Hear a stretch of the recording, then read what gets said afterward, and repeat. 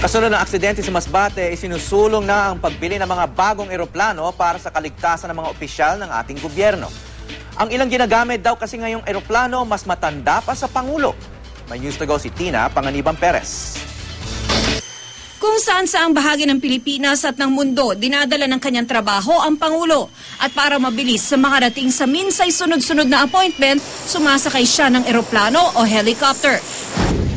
Pero dahil sa aksidente sa Himpapawid na ikinasawi ni DILG Secretary Jesse Robredo, ilang mambabatas ang nagre-rekomendang bumili na ang pamahalaan ng mga bagong eroplanong pwedeng magamit ng Pangulo.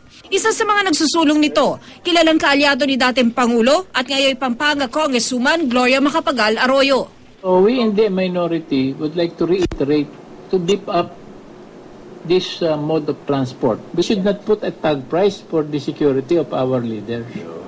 Kailangan yun sa mga senior officials of the government. Ayon sa Malacanang, may plano raw talagang bumili ng eroplano para sa Pangulo. Kung kailangan din bang bumili para sa mga miyembro ng gabinete, pinag-aaralan na rin daw. Ilang fixed-wing aircraft tulad ng F-27 at F-28 at ilang helicopters tulad ng Bell 412 at Black Hawk ang ginagamit ng Pangulo at iba pang matataas na opisyal ng gobyerno. Ang Presidential Airlift Wing ang responsable sa mga aircraft na ito.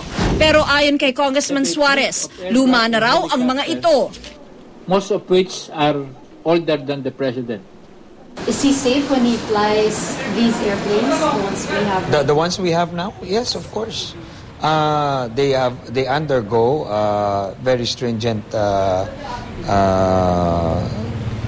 maintenance procedures, and they are also certified, okay, to fly.